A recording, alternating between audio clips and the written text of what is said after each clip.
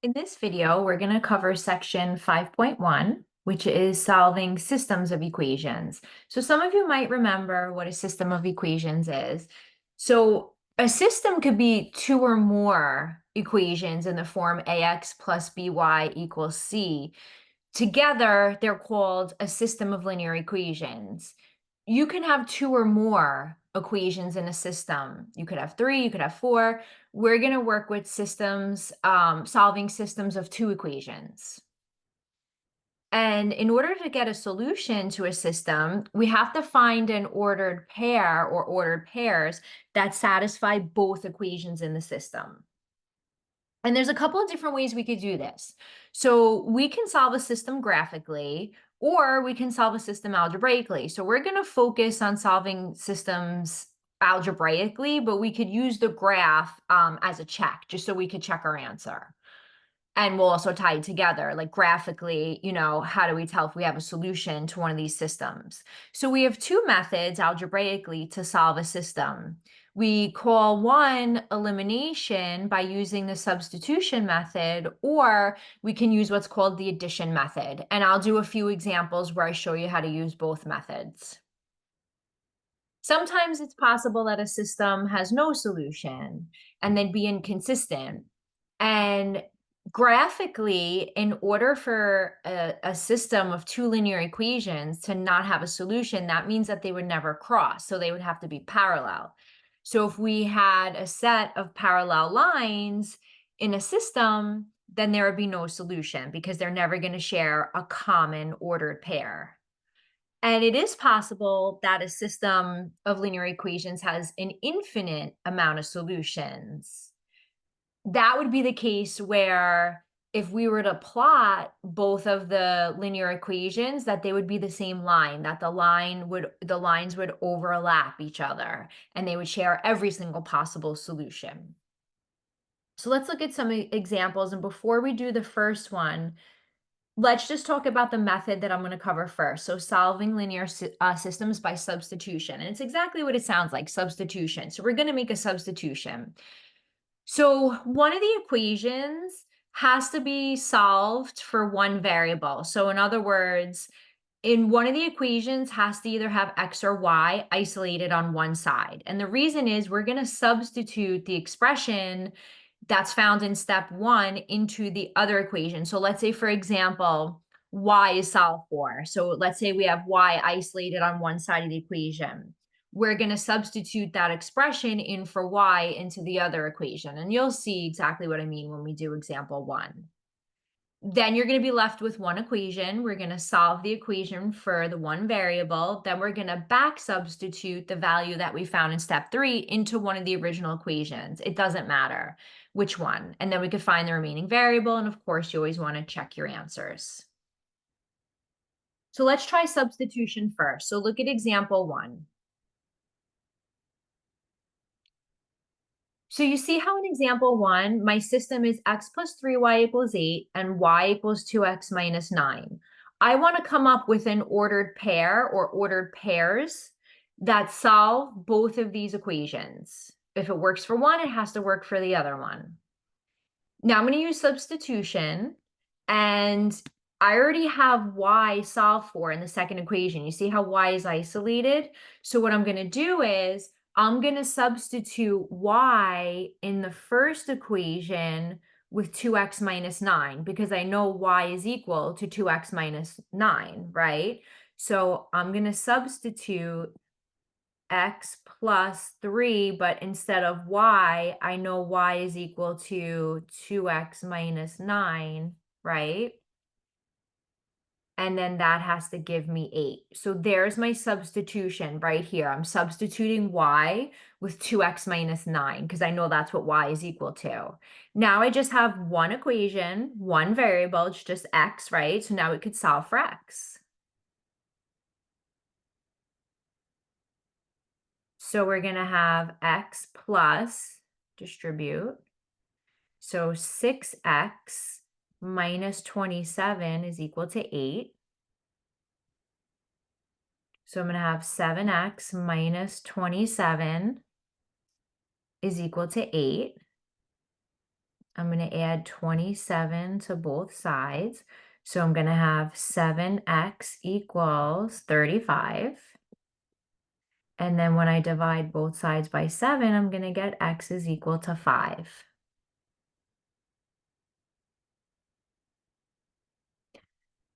So now what I'm going to do is go back and solve for the other variable, which is y, right? There's only x and y. You could pick either equation, it doesn't matter. So in red, I'm going to say, okay, now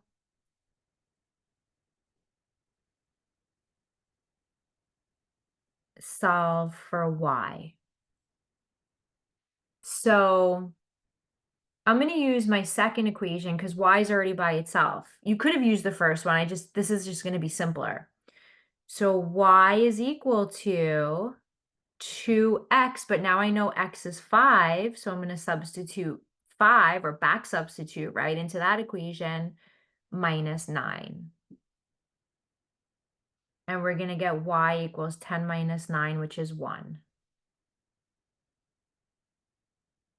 So my solution as an ordered pair, right? Because there's an x value and a y value, and we typically write it as an ordered pair. So my solution is going to be x comma y, or 5 comma 1. Now we always want to check our answer, right? Because what if we made an algebraic mistake somewhere? We would never know, right? If we didn't check our answer, that it doesn't make sense.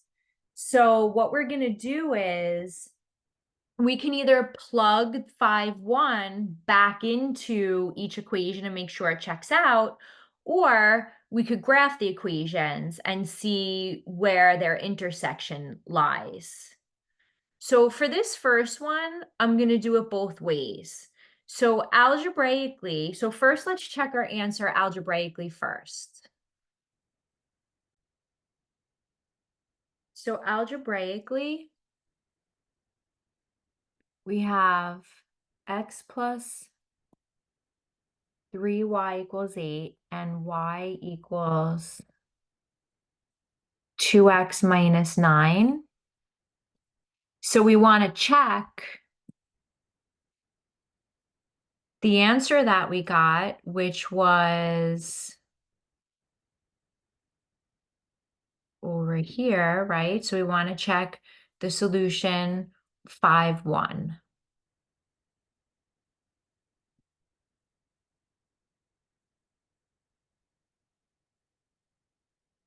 So we're going to plug 5, 1 into both equations.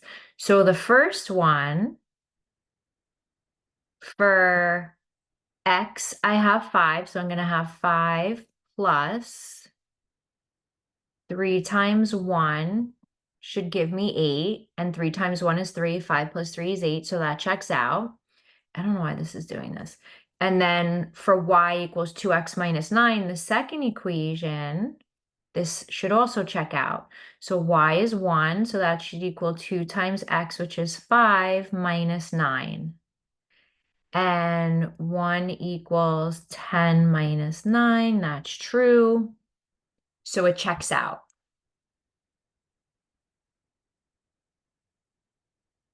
The other way that we could check this is graphically. We can graph both of these equations on the same graph. The y equals 2x minus 9 and the x plus 3y equals 8. But when we go to graph, the way we graph these equations is it has to be y equals. So we have to get the x plus 3y equals 8 until we have to solve for y in order to graph it on the graphing calculator. So I'm going to subtract x from both sides, and I'm going to have 3y equals negative x plus 8. And then I'm going to divide everybody by 3.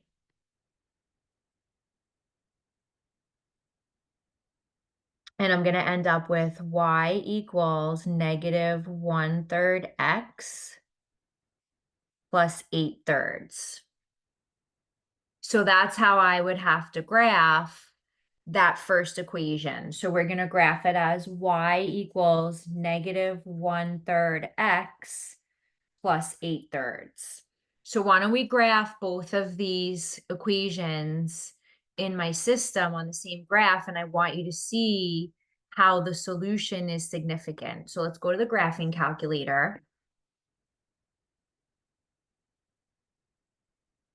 So go into y equals, and let's graph y equals negative 1/3 x plus 8/3. And I'm just using parentheses around the fractions for order of operations. So there's my first equation. And then my second equation was y equals 2x minus 9.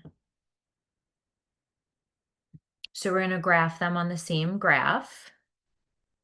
And I'll adjust my window. It must have been changed from whatever I was graphing last time. Remember, anytime you want to go back to the 10 by 10 window, you could always press Zoom 6, which is Zoom standard.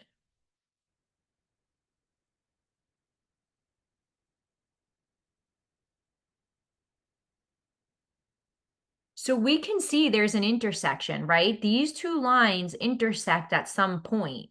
That point should be 5, 1, right? We just checked that 5, 1 satisfies both of those linear equations. So it makes sense that where the two lines are going to cross, that's going to be my solution. In order to check that that's correct, we can just do this. Go press second and then the graph button. So we can either look at the table of values. So we could scroll up on the table and we could see when x is equal to 5, the y value should be 1, and it is. So you see in the table, the 0.51, right, exists on both graphs. Or we can, if we go back to look at the graph, if we press second and then the trace button, we can calculate a value. So hit value, choice 1, type in the x value, right? We got 5. Now what we're doing is we're asking the calculator, what's the corresponding y value and where does that land on the graph? And you see how the y value is 1 and it hits that intersection right there. So that's another way that you could check your answer. So there's a couple of ways you could check. Algebraically, graphically, you could use the table in the graph. But my point is you should always check your answers. Very important.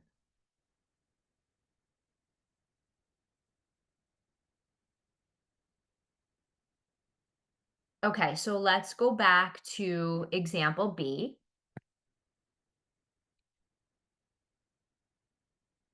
So let's do the same thing. We're going to solve this system using substitution. So for all three of these, we're going to use the substitution method. So remember, you want to have one equation where either x or y is isolated. So in this case, in both equations, x is already solved for, right? X is isolated. So if x is equal to 4y minus 2, then this x is the same thing, right? That's also equal to 4y minus 2.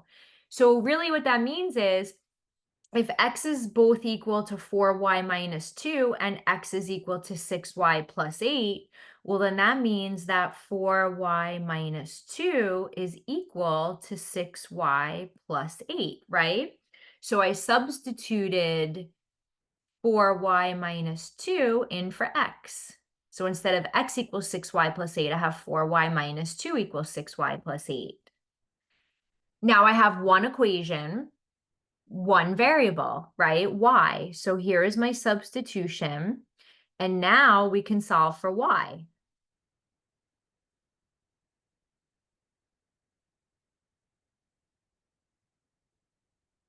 So I'm going to gather my y terms to the right. So I'm going to subtract 4y from both sides, but then I'm going to bring the constants to the left. So I'm going to subtract 8 from both sides. So we're going to have negative 10 is equal to 2y. Divide by 2 on both sides. So we're going to get y is equal to 10 divided by negative 10 divided by 2, which is negative 5. So we're getting y is equal to negative 5. Now we have to solve for x. So now solve for x. And you could pick either equation, it doesn't matter. I'm just going to pick the top one. So x is going to be equal to 4y, but I'm replacing y with negative 5 minus 2. So x is equal to negative 20 minus 2, and that's going to be negative 22.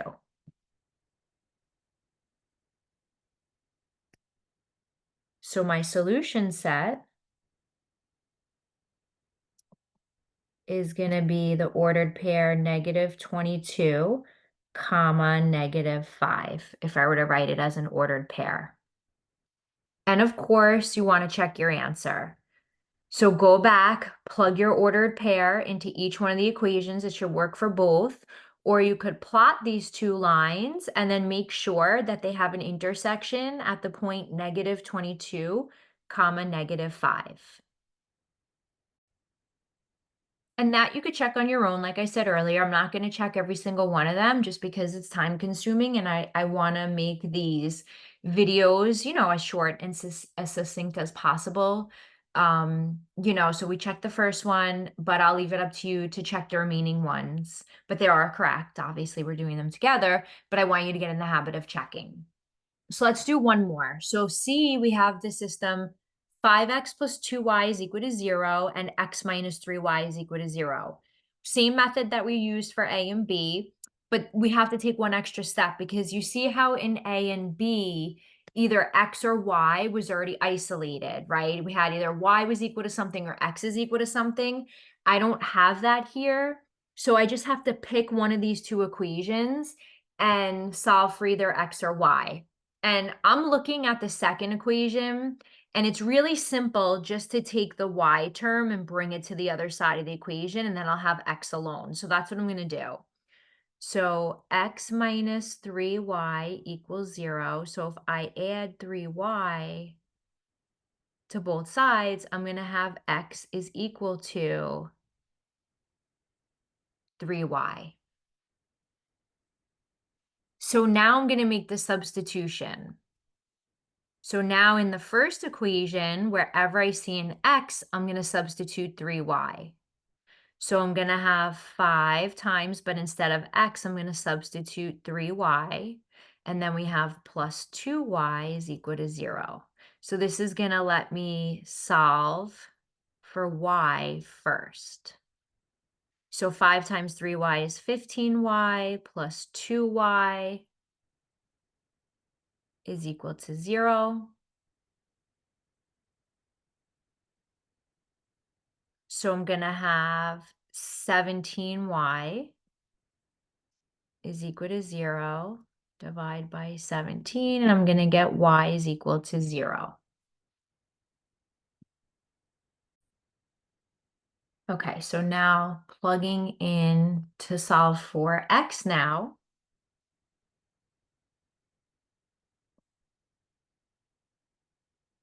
Pick either equation. It doesn't matter which one, the first or the second one.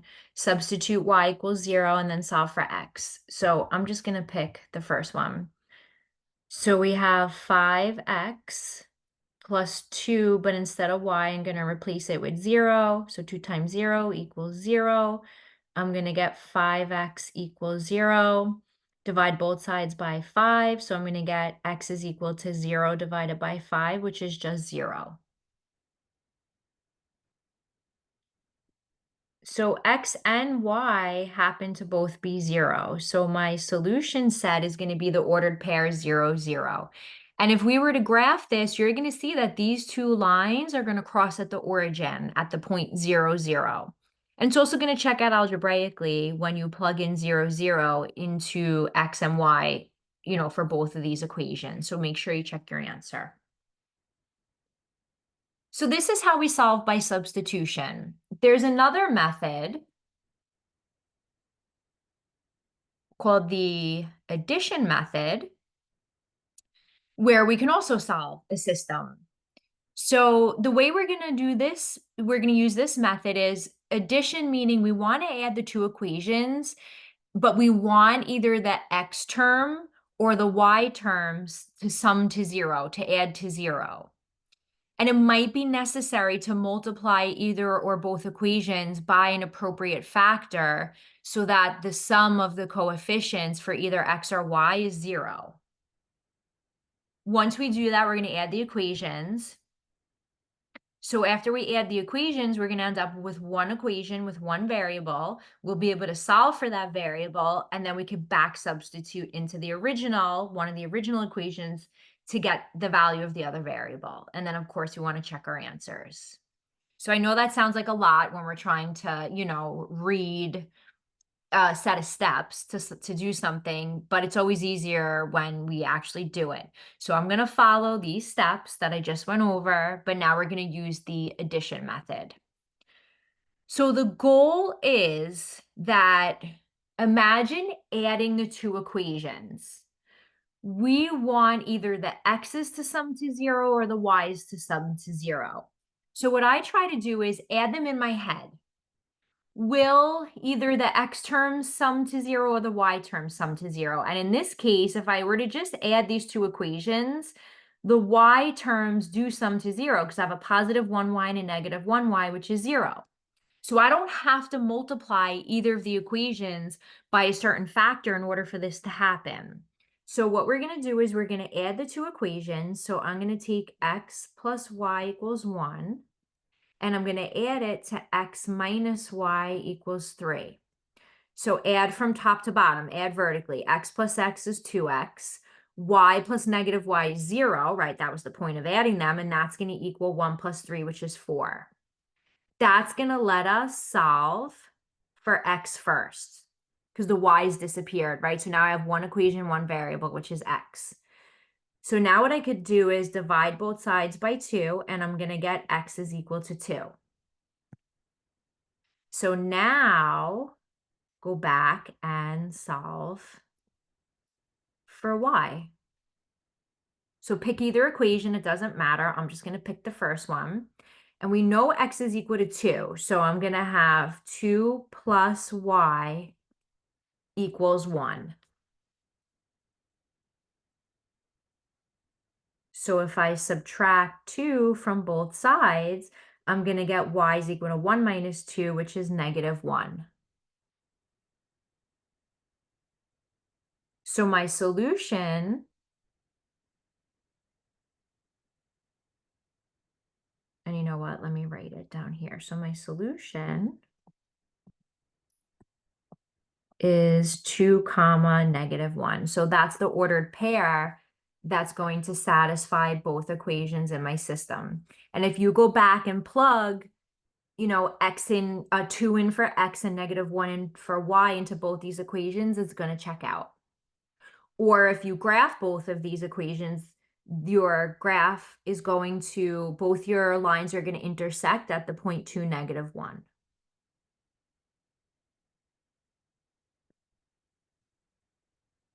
So let's look at B.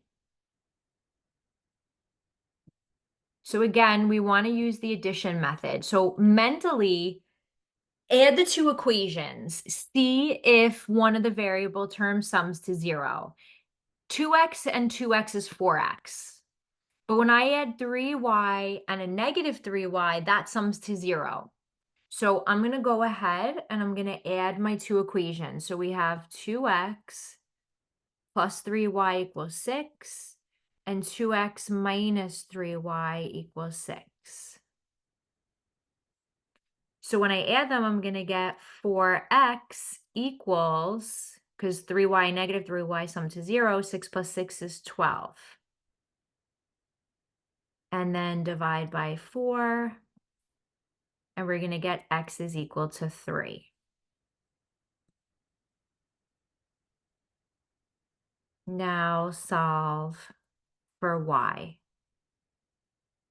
I'm just going to pick the first equation. X is 3, so I'm going to have 2x, or 2 times 3, plus 3y equals 6. And now I could solve for y. So 2 times 3 is 6. 6 plus 3y equals 6. I'm going to subtract 6 from both sides. So I'm going to get 3y equals 0. Divide by 3, and we're going to get y is equal to 0. So my solution is going to be the ordered pair 3, 0. And again, make sure you check your answer. Let's look at one more. So part C, I have the system x plus 2y is equal to 2 and negative 4x plus 3y is equal to 25. So mentally try to add, because we're using the addition method, add the two equations and see if either the x terms or the y terms are going to sum to 0. So if I add an x and a negative 4x, that's going to sum to negative 3x. So they don't sum to 0. When I add 2y and 3y, that's going to be 5y. So they're not summing to 0. But what I can do is, what if I wanted to make the x terms sum to 0? If this bottom term is a negative 4x, what would the top one have to be in order for them to sum to 0? Well, it would have to be a positive 4x, right? Because a positive 4 and a negative 4 is going to sum to 0. So I can multiply the whole equation by 4 if I wanted to, because remember, as long as you perform an operation to the entire equation, that's okay. It's still going to be balanced. It's not going to change the value of the expression. So what I'm going to do is, in order to make the x terms add to 0, I'm going to multiply the first equation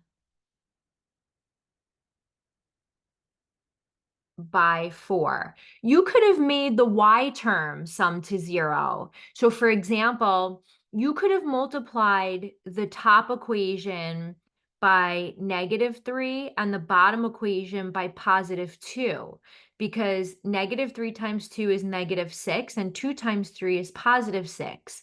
And then they would have summed to 0. So there's more than one way that you can force one of the variable expressions to add to 0. I just thought it was easier to make that one a 4x by multiplying the entire equation by 4.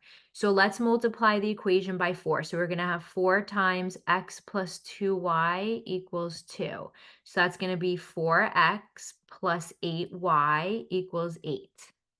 So everybody got multiplied by 4. Now add the two equations. So now add, whoops.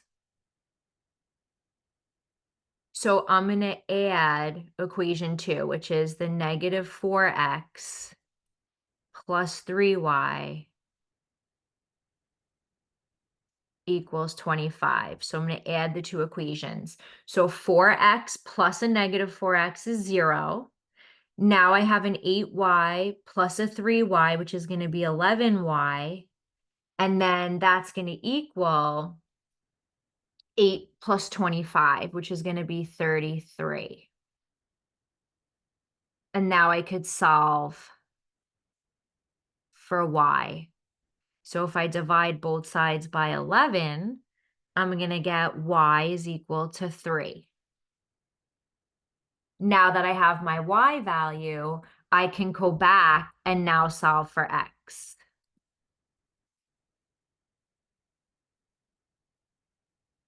So pick one of the originals. I'm just going to pick the first one. So we have x plus 2, but instead of y, now I know y is equal to 3. So 2 times 3, that should give us 2. So x plus 6 equals 2. Subtract 6 from both sides, and we're going to get x is equal to negative 4.